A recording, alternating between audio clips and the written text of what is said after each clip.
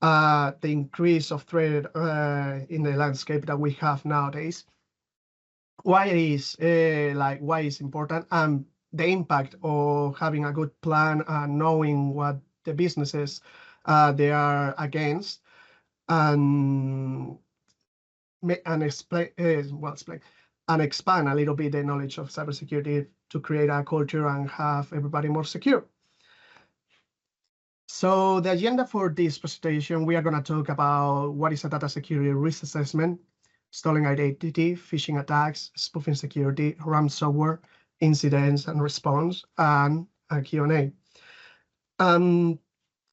First, we have to understand that nowadays, the cybersecurity has changed due a different reasons, but one of the main ones is AI.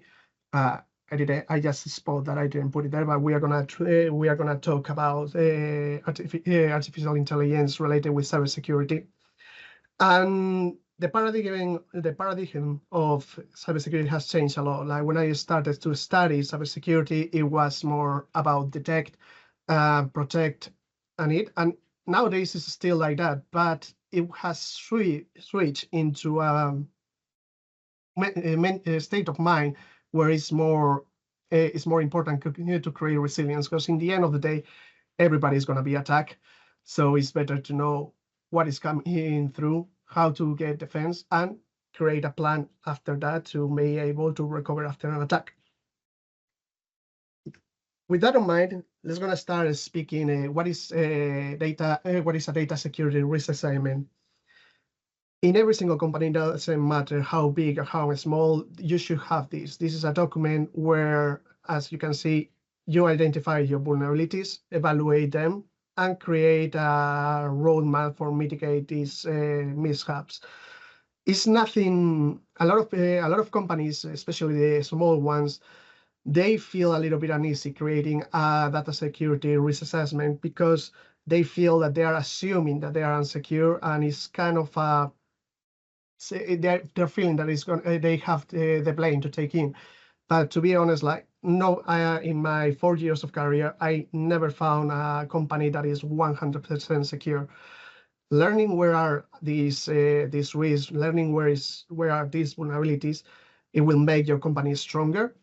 And the principal key is to create a strong and reliable risk assessment is this checklist. If I can show you with the laser point. The first one is identify the risks, knowing what kind of cybersecurity trends are there, how other companies they are being attacked. If you are falling in those trends, do you have them or not? That's the first step. Second one is analyze those risks. Sometimes we think that oh, maybe there is going to be a risk here, but because we have to protect it, but we don't really need it. One case is if you, for example, don't use a VoIP system, you don't really need to worry about your VoIP system to be attacked. It's a really silly example, but in the end, you can see that not all the risks are applicable to your company. That's why you need to identify them first, analyze them, and the next step is evaluate them. Is going to be a risk? Yes, no. What consequences can happen if this vector of attack, we fall in this vector of attack? Those kind of questions you will have to analyze it and have a deep thought with your teams to see if it's necessary to take the energy and also the economic not burden, but the economic what's the word that I'm looking for? Consequences. Consequences, yeah, exactly. Not only consequences, but also the investment. That's the word I was looking for. Next is the treat the risks. They are every single day they appear new ones and different ways to exploit those risks. So it's really important that your cybersecurity team, or in case that your cybersecurity team, you don't have a cybersecurity team, you have an IT team, they are on point on those risks. Having a good communications between the team, the IT team or cybersecurity team, and the rest of the company is crucial. way to treat these risks. When we think about all these, we tend to think that is something related like a really deep technical attacks that we can see in Hollywood, but half of the times falls into misconfigurations or lack of training from other employees. And we will see those things more in a couple of slides ahead. And last but not least is monitor those risks. That's something that is a little bit of a time-consuming process, and I feel I'm gonna tell an anecdote that when I started working in the company. When Charlie saw me one day in the office, like he saw like a piece of code that was running. He asked me like, "Oh, what is that?" It's like, "Oh, I'm checking that all the connections that we have to our company are legit." It's like, "Oh, and do you have to do that every day?" It's like, "Yes, I have to do that every day." It's time consuming. It's a little bit of a pain in the neck, but it's something that it should be done to maintain the status quo and maintain the cybersecurity of our companies. Let's gonna talk about. Let me change the pointer here and continue. Let's gonna talk about the core risk categories. As I said, there are many ways to exploit vulnerabilities on the internet and in businesses, but these 4 categories are the most important ones. The first one is the human-related threats, and this is the most common ones. What this means? These techniques are usually techniques that they are used against people, against like the physical person. It could be your employees, it could be high directives, it could be your IT team. Nobody is safe of them. These kind of techniques, they are called social engineering attacks, and there are plenty of them, but the most common ones are phishing attacks, are spoofing attacks, and for example, also threatening attacks. It could be like someone can blackmail you in certain ways and that kind of stuff. Those of these that they are not, these attacks that they are not related with a high level of technical analysis or technical abilities, they are entered in the social engineer attacks. And I can assure you that 90% of every single attack starts with a human, witness. And it's because we are the weakest link in the chain. The next one is technical vulnerabilities. These vulnerabilities are usually lack of good configuration on the servers or in the software that you use inside of your companies. It can be also hardware, like bad configuration of, or like not proper maintenance of a network. And the list is really, really long. But we found like lately, these kind of attacks, although they are not rare, they are starting to go more into the backstage, and human-related threats or like social engineers attacks, they are starting to be one of the main components to be worried about. Then we can say the next stage is environmental factors. With environmental factors, it could be signs, some government laws that are being applicable. One of the best examples is the establishment of the cyber ID that the government is pushing. And this also creates new ways or vectors for these attackers. Instead of attacking other companies, they will tend to go to these pieces of legislation that nobody is prepared or they were not prepared and try to attack them. It could be also, for example, where a few weeks ago, Amazon Web Services, they have a fall down in United States that affect many providers. And it was, there have been some hackers that they try to get that vulnerability exploited where, like, for example, Snapchat, the website of Snapchat was down. A few clones appeared around the United States with the sole purpose of getting contacts and information of the people thinking that they were logging into the correct website, but the real one was down. Those are environmental factors. And the last but not least is third-party risks. And this one now in this environment is really important, especially in the UK. The GDPR and the ICO has been pushing during this last year really heavily on all the companies. They must do their due diligence when they get a contract with a third party. That's because a lot of companies, they are like, their cybersecurity is 100% reliable, but we are not perfect and we cannot develop everything or have all our necessities like solved at home. So we tend to hire third-party providers. We can say, like, for example, Amazon Web Services, AI content, like, for example, ChatGPT, or even like stock images or programs that we use to run our daily day in our businesses. We have to make sure that those providers, they are 100% secure and they follow with the cybersecurity, because that's a vector of attack. Like, maybe a hacker is not targeting straight to your company, but it will get inside using these third-party providers and these third-party risks. So knowing which category these techniques they are falling, let's gonna talk a little bit about the most important one, that is the humans. And one of the vectors of attack that is most used for attackers is the stolen identity. By the way, sorry, if I have to mute from time to time, I have a bad bug that make me cough, so give me 1 second. You're doing fine, Alvaro. Oh, thank you. But sometimes I will have to mute myself, so yeah. I will not bugger in your ears. Well, we're glad we can't catch it. So let me put this here. As I was saying, the most important piece of the most valuable piece of information that is on a company is your identity. Your identity is what it makes yourself. And nowadays, being on the presence of yourself on the internet is more prominent than in the 90s. In the 90s, like, internet was like it was the Wild West.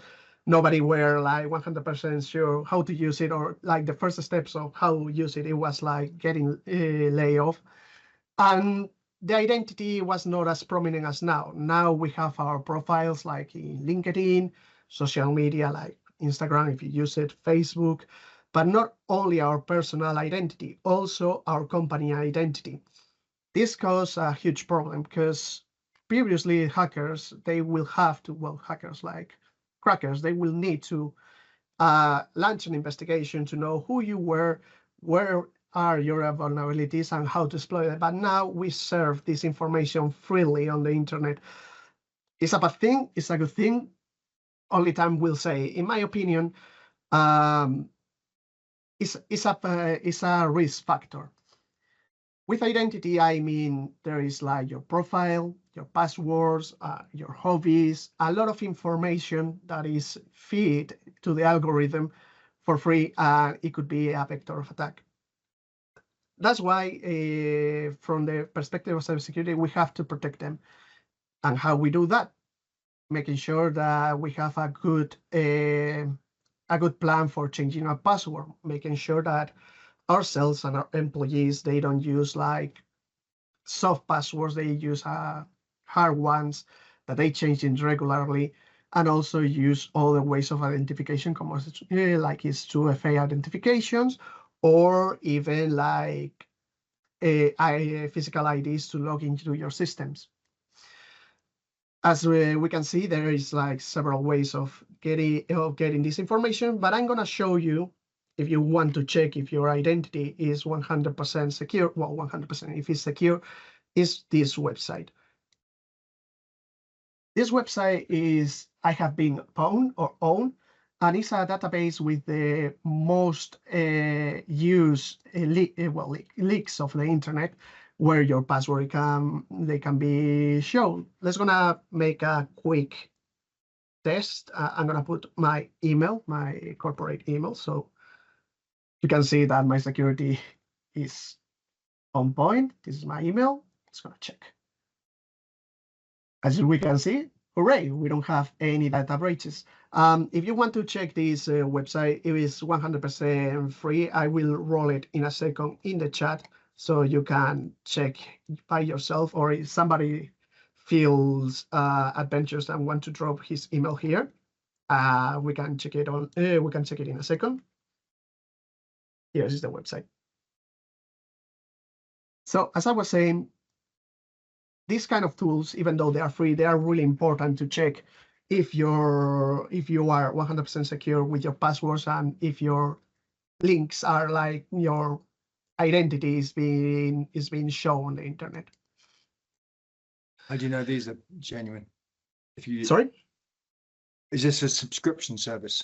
No, well, it has a subscription part only if you want to see where in which databases are leaked, but it will give you a list of where, like, for example, Google has these credentials in 2018 where like it was leaked and appears in this database, or for example in the Adobe ones, and etc. etc.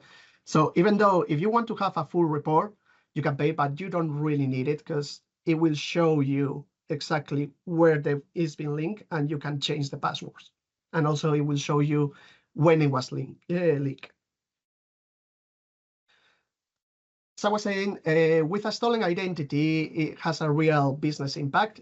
With your passwords and your email addresses, it can be committed a lot of criminal activity like financial loss and fraud, and unauthorized access to systems, keep leaking the data. And the problem of these attacks is like you will not really know when it happens unless that you are subscribing to a cybersecurity newsletter, and they will send you the advice that this company has been leaked. You should change your passwords and that kind of stuff. So I will recommend you, if you have time, like once a week or something like that, check that website, put your emails there, and see if there is any leak. This website, the pound is being actualized every day, adding more and more information. So it's like a really free, powerful little tool that you can use. As I was saying, there is several ways that we can protect our identity. One is checking that our identity is secure constantly. Another factor is the two-factor authentication. Nowadays, all the websites, they are implementing two-factor authentication, and is one of the most secure ways to make sure that even your password is leaked, you will be able to stop any attacks. A 2FA system works really easily.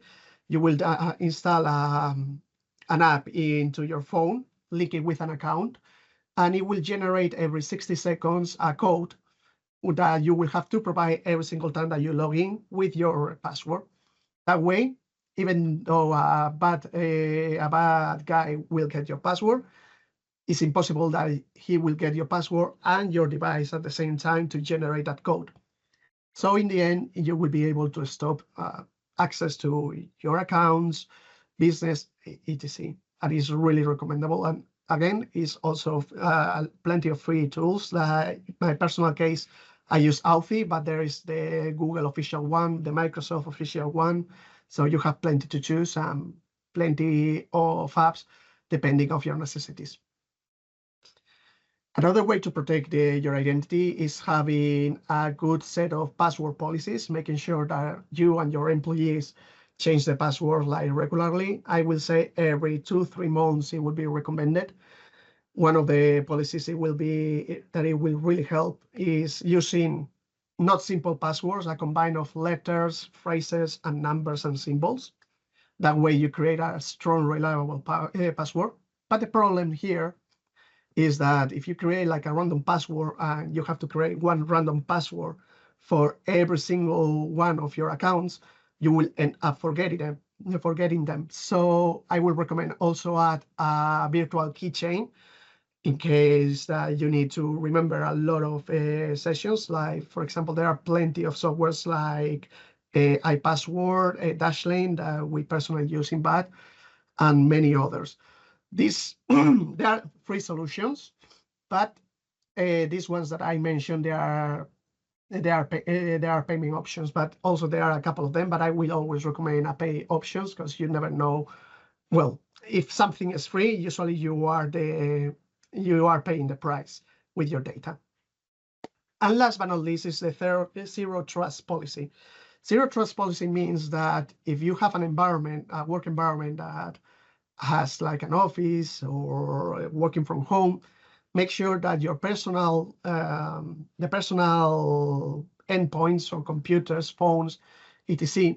from employees are provided straight from the company, and they don't use their personal ones, because cybersecurity has a problem. It's like the security ends where the freedom of the person starts. You can, even though you can securize a personal computer and everything, the administrator doesn't know if the employees download some piece of software that he cannot verify the procedence of it, and because it's the personal computer of an employee, you cannot do much about it. But if we provide the necessary tools to the employees, we can create a more secure environment where we have everything well tied. The next vector of attacks that we are going to talk is phishing attacks. I'm sure that a lot of people here have been a victim of them. And phishing attacks is one of the most extended and popular ways to initialize an attack. Phishing attacks, as we all know, there are some emails emails, we can say, January basis, but now it can be traced also to phone messages or even WhatsApp messages, but they are like completely fake emails fabricated to make sure that you click on a link or you give the login or install something in your computer without you knowing that it's there. Basically, there are deceptive emails that they are looking for credential harvester, malware delivery, and this is really well extended.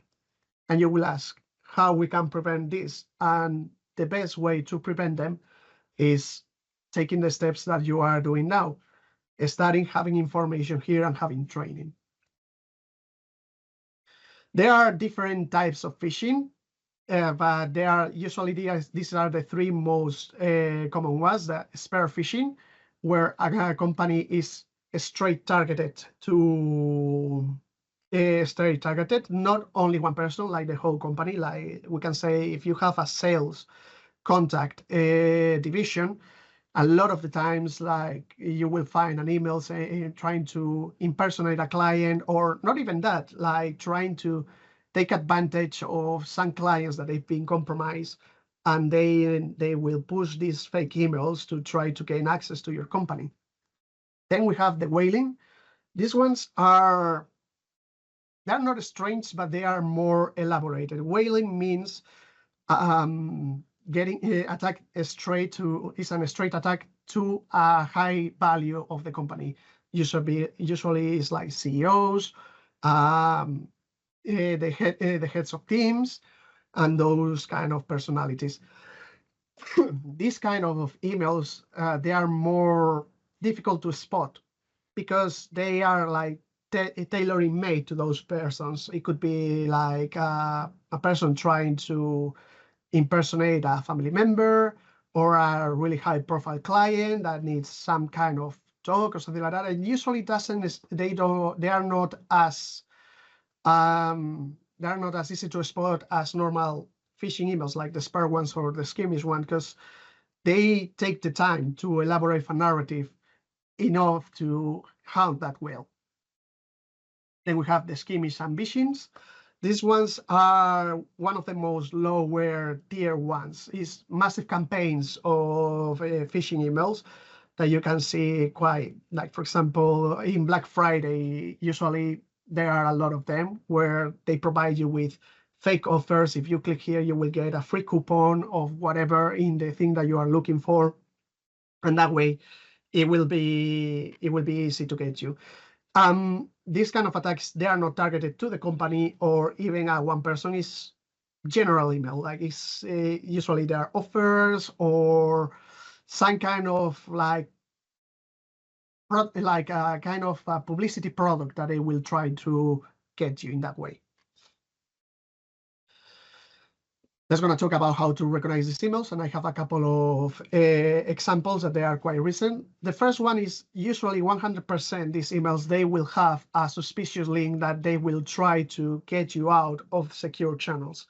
For example, like they will share your document that is really important to sign, because if not, like this deal that you've been working for 2 years, even though like you don't have any deals at the moment, is going to back through. Or for example, you have this fee that you have to pay, those kind of stuff. And they always provide kind of suspicious links. Make sure that you verify before clicking on them, you verify the identity of the person that they send you the email. You verify that that email doesn't look suspicious. And then you can check other flags, like for example, the language. Usually they try to trick you and put pressure on you to make sure that you click on it. If something is really important or something really bad is going to happen if you don't click the link. And then you have to make sure, as I said, and this goes by hand by hand, by the checking the identity of the person that sends you the email, is make sure that they don't spoof the domains. Sometimes you can see that the domain looks quite legit, like for example Microsoft, but the I instead of an I is a L, or in soft instead of an O is a 0. So there are like small details. It will tell you like this is not a legit email. These are some examples. This one is the example that we received a few weeks ago. As we can see, we have a lot of flags here. The first one is the address that it was sent. We can see that it's a completely gibberish address that doesn't make any sense. This is a address that is generated automatically and tries to pass in the headers of the email, but as you can see, we detected. We have a DocuSign. Again, there is a kind of a document that it has to be signed, but instead of like putting there the document, they will try to take you to an external website where they have the complete control and they will steal your data. And finally, this is a funny one because it's written in Thai, and we don't have any clients in BATSOFTWARE that we treat in Thailand, so it was really easy to spot. Here is some data of the attacker that I cover it just to be compliant with the GDPR and everything, but we already put a complaint, and this is one of the easiest ways to see one. But let's gonna see the next example. This one, for example, was received this morning, literally this morning, 9:47. As you can see, you can see that it's a document. It was sent to one of our employees, and immediately he noticed that something was wrong. Usually, if we have to share a document, we will give a heads up saying, "Hey, I'm gonna send you this. Have a look." Blah, blah, blah. This document was sent with from a client that it was not a client to us, and we didn't have any heads on or anything. And we can see that is again another document. We can see that is like Microsoft OneDrive that looks legit, but the disposition of this email is not the same as you will see if they share you a link from Microsoft OneDrive. The button is a little bit off, the color is a little bit off, and there are like these little things to spot that is difficult to see. But this one, for example, it was a good one. Thanks that we provide training to our employees, they were able to see that it was like a completely phishing email. A part of these measures, is really important that your IT technicians or like your cybersecurity team checks into the email filtering, make sure that they are only the emails from legit servers, they will go and pass the filters, and make sure that your filters are tuned in to avoid this kind of phishing emails, although they will not be able to stop each one of them, but a good fitting of them, it will be easy to, if only you receive a couple of them, it's really easy to spot if you receive like 50 every day. Again, security awareness and training, that's one of the most important ones. Make sure that you have protocols and you teach those protocols to your employees so they follow them in case that they encounter one of these phishing emails, and to be able to detect these phishing emails. And last but not least is having a good reporting system. Everything on here, it will fall if like your IT is not able to verify the information, like if your employees mark it as, oh, this is spam, mark as spam, and that's it. They need to give some report to the IT technicians or the cybersecurity technicians to be able to develop a log and see which kind of attacks or phishing emails they are going through, to put some measures up to provide more training or to monitor the situation. Well, this is the last part of the social engineering attacks. Let's gonna go a little bit more faster because we only have 30 minutes. Let's gonna talk about the spoofing. So spoofing is basically the pretending of being someone. The spoofing, it could be your persona, it could be your devices, it could be your emails, it could be an amount of things, but you have to take into consideration that the spoofing is pretending to be somebody. As I said, like it can be a spoof your identity, your domain, your devices. Why somebody wants to spoof my identity if I'm like a file checker in a little company for file checking? Really easy. To get data, for example, from your clients in the environment and in the field of business that we are, like we manage like really sensitive data that even though we don't think that it could be of a huge importance, like for example the name of the date of birth of a client, that can generate huge problems for the client if it gets exposed, because in the end those personal information is tied to our accounts, is tied to our identity, and it could be a huge problem even though there are only two pieces of information. Not only identity is important, also domain, the domain of your company. Every single link and every single piece of information and is linked to your company, it could be a spoof. And not only that, your computers, your phones, they can be a spoof, and it can be vectors to other attacks. Usually, in practice, what they are most spoof is like the CEO emails. They will try to pretend to be the CEO of a company or a high rank of your company to gain access to certain part of your system or ask for information. It could be also to have a monetary gain. A few years ago, it was like really popular to spoof the email of a CEO asking for an employee, a lower rank employee, saying like, look, I need you to go to a convenience store and get a couple of prepaid Apple cards and send it to me because I have to give some gifts to a client. Those kind of stuff. The DNS, these are the DNS is the routing tables that they are connected to your URL, like your links. If you write, for example, www.batsoftware.co.uk, it will redirect to our website. But these DNS, they could be attacked and change the routing to get you to a fake website. So it's really important that your teams, they check them regularly to be able to have those problems. And sorry, Dan, just what does DNS stand for? Domain name system is the term, is the quotation of the DNS. So to explain it, like internet works, internet works with IP addresses.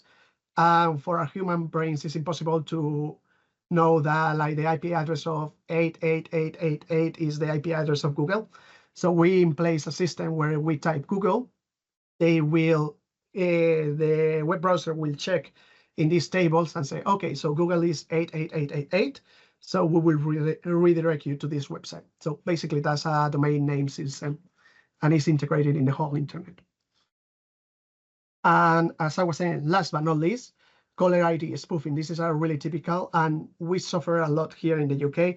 I bet that a lot of you will have received at least a couple of calls of scammers from Middle Asia or Middle East trying to perpetrate that they are like Microsoft or from the government that you skip some tax, that kind of stuff, and they try to gain some monetary from these attacks.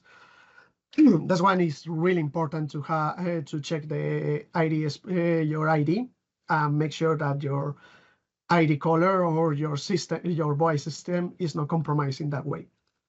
So they can verify your identity. So as I was saying, there is not a really good way as to preventing spoofing as we are. It enters more into a more technical point of view. Make sure that your teams, they use SSPF, that is Sender Policy Framework. These systems, they are already installed in every single email system that you have. This one is a system that identifies the sending of the email through certain protocols, and if they are not authorized, it will block that email. It works also with the domain key identifier mail, DKIM. That is a public set of keys that the server will double check to make sure that the email is 100% legit. And last but not least, the DMRC, that is the domain-based message authentication reporting. That is a tool that if you detect a phishing email or a no valid email, you report it, and the system will log it, and in the future it will be flagged as a possible spam or phishing email. All these three pieces, they should be configured correctly, and every single server is different. Also, every single company has different requirements of security. So make sure if you have contact with your IT team or your cybersecurity team, that they check them, test them, and make sure that they are on point. The other ways is device attestation. That means that if you have a tight and close network, that the message that they are sending, like for example, from your computers, like you can ban other computers that they are not in that list, or they are not in that network, in cases like that. And last but not least is secure the DNS. Make sure that they are like well protected, that they are well configured, that the configurations, they are well, and monitor them. So in case that something happens, you have an early detection and you can move swiftly to correct it. Just going to talk a little bit about ransomware. This is one of the more technical attacks that is being hitting several industries for the last 5-6 years. And it's a piece of software where encrypts your databases, your hard disks, and everything, and asks you for a ransom in demand to obtain that information back. So, as I said, it's a piece of malware that encrypts your data, disrupts your operations, and tries to get some credit from it. Ransomware life cycle is short per se, but it could be really destructive. We have the initial compromise. It could be a laptop from your computer from your company. It could be your personal. It could be a phone. It could be your server. And then it will try to infect more devices.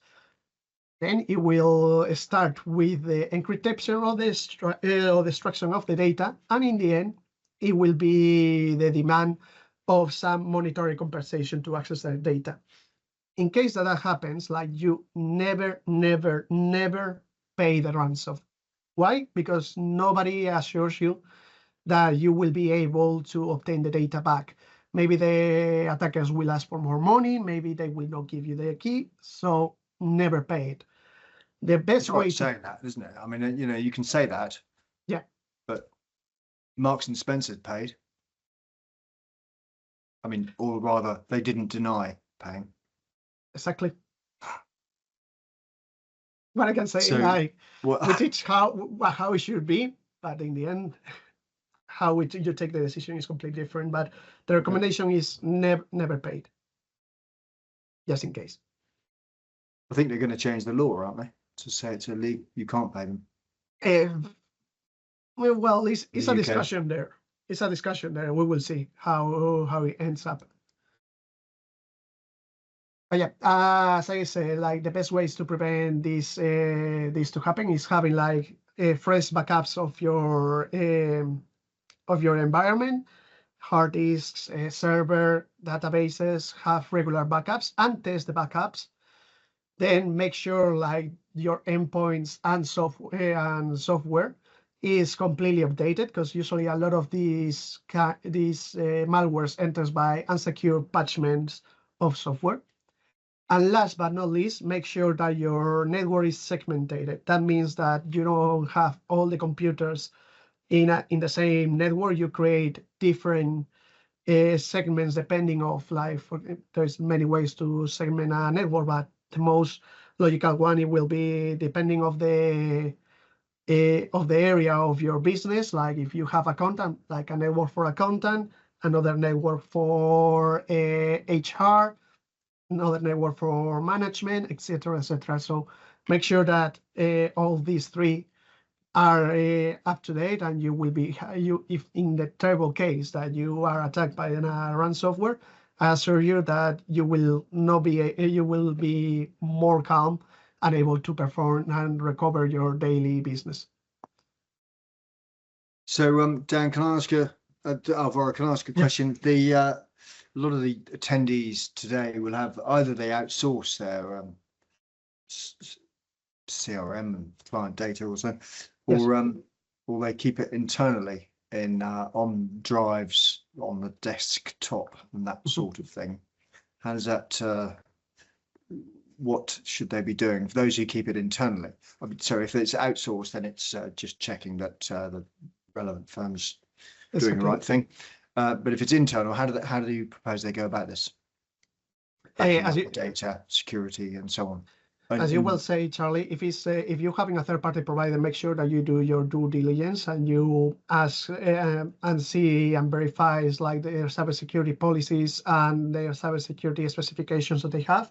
In case of having your data and you manage in-house, I will recommend you to have a secure third-party, like for example, Amazon Web Services, where you can upload data and it will be protected. Like you have to make sure that like the configuration is correct, but like thanks to the wise wizards that they have in Amazon or like technical support, they will help you to create a secure environment where you can upload the backups and store it there just in case. But it's a exercise of keep working on it. You will have to keep updating those databases and those security data just in case. But in reality, they're more likely to use Microsoft solutions, OneDrive. Yes, well, OneDrive, and I will use more Microsoft because OneDrive can be used too, but the problem with using is how it's designed for. Google is more designed for day-to-day, unless but you are using enterprise. But I will recommend more use an enterprise version of Microsoft, Google if you want.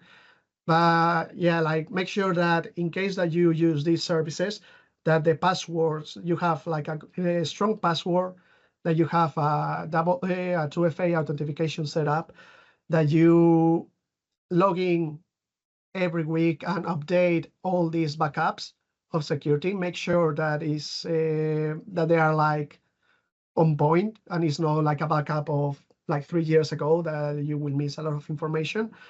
And make sure that those backups, they are easy accessible, but not that easy. If I make it myself clear, like make sure that your team knows that they are there just in case and they are being updated, but don't share the password and everything openly. And if you can, before updating, updating or uploading those backups, encrypt them. There is like software, like you can use it like WinRAR if you want to compress and put a password. There are plenty of software that they can use to encrypt your data security. If you follow those steps, I will assure you that in case that this bad happens or you need to have a total recovery, you will be able to do it with not a lot of effort. If we continue, as I was saying, let's going to talk a little bit about AI and cybersecurity. As I said, artificial intelligence has changed completely the paradigm of cybersecurity for the good and for the bad. AI can be used as a tool of defense, but also the bad guys, they are going to use it as a way of attacking. And we can see that they are appearing and showing new ways of these threats daily. As I was saying, like there are a lot of attacks that they are driven by AI. One of them is the deep fakes and on the social engineering part, where a person can generate a video of yourself, perpetrator that is you, or like a digital avatar to use in different ways, like to send a video to double confirm your identity or that kind of stuff. Also, we can hear in voice that the cloning of voice with AI has exploded a lot and is getting better and better. Like a couple of years ago, you could hear that it was more robotic, but nowadays, like they are doing really good jobs. Also, it can be used to automate phishing attacks. You just have to put a little bit of information of the person that you want to attack, and they will generate you different prompts and different hooks to put in on an email to be able to guarantee to have a successful attack. And last but not least is the AI written malware. We can see that a lot of hackers right now, they are creating their malware assisted by AI, or even embedded some kind of AI to make sure that it's not detected, like with the headers and change depending on the system. We can see some news that they've been appearing, like, for example, the deepfake of Yalda Hakim, that it was a couple of days ago. It was incredible. You could not see like any difference between the reporter and her deepfake. It was really, really good. We can see that like a lot of companies, a lot of hackers that are using like the AI, as the BBC said. And this article was really good about how these new crackers, they are using AI to generate like more robust encryption passwords to be able to create ransomware that is going to be almost impossible to crack.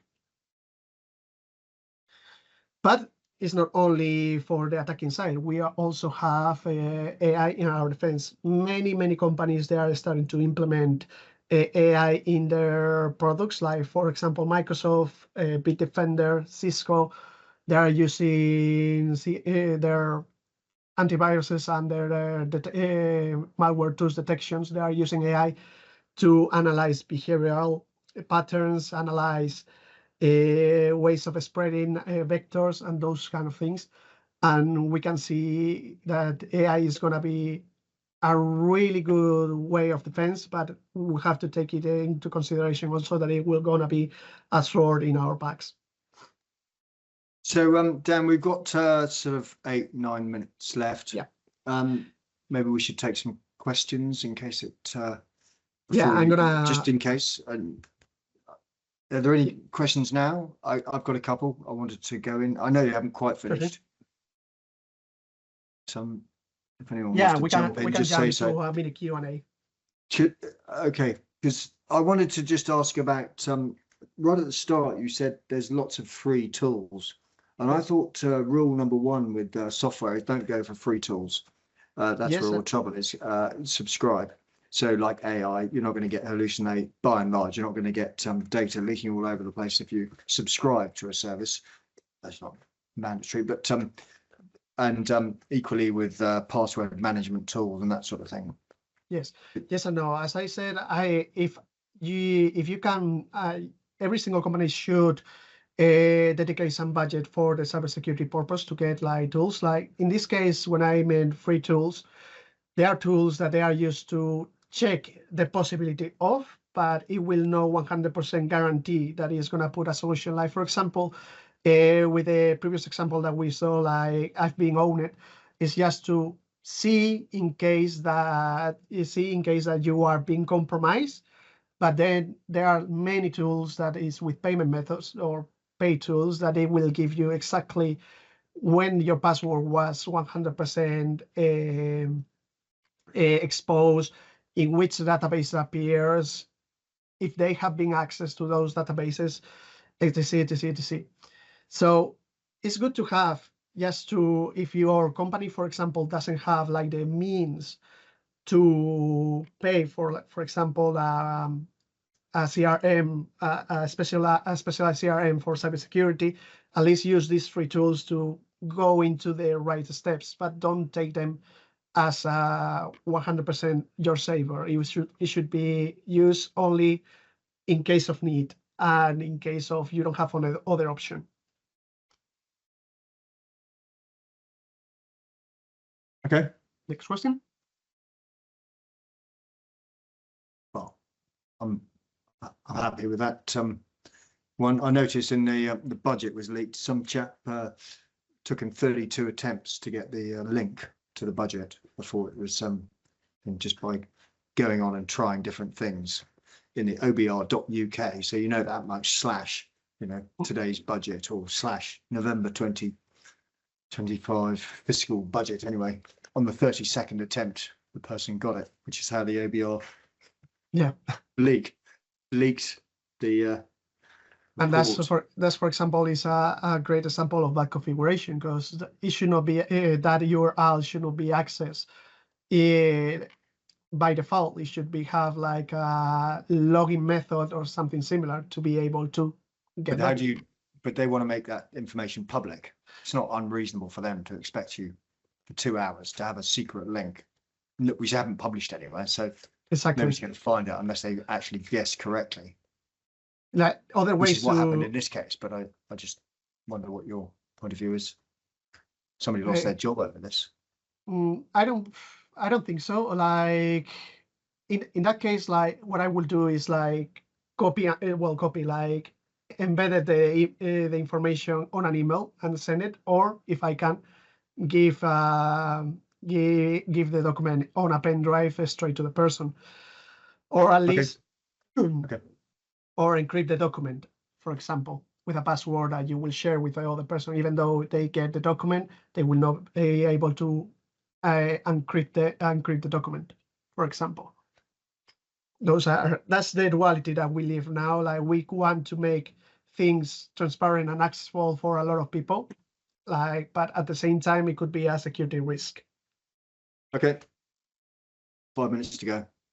Okay, so let's gonna jump quickly to, after all this, we need to have a incident response plan, and for that we need to prepare, and that's something that you are doing right now, attending to the cybersecurity talk.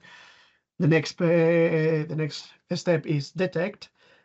How we manage that with education, we manage that with the proper tools used and the right people for that task. And last but not least, contain. Well, not last but not least, container is like if you are attacked, how you can defend you against that issue, that problem. If that issue persists, you will have to eradicate and last recover.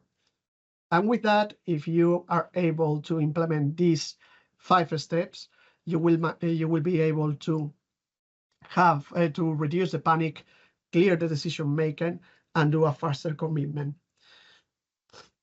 There are some key roles for do an incident response plan that is like technical responders. You should have a team or at least somebody that knows what it is doing, specialized if it's in cybersecurity, because a cybersecurity administrator or the IT or someone in IT that is responsible for it.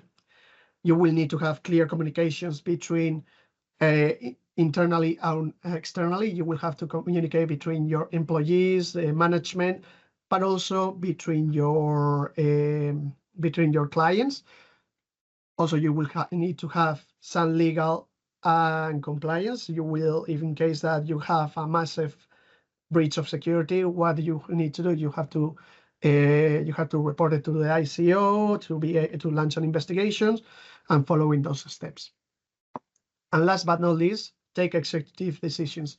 That's why, for example, in BAT, we have a cybersecurity committee that we check our cybersecurity policies, like we verify them, and then we approve them. And if we need to change anything in our culture of cybersecurity, we will discuss it, and it will go through the proper channels before to avoid any kind of miscommunication and place everything in the right order.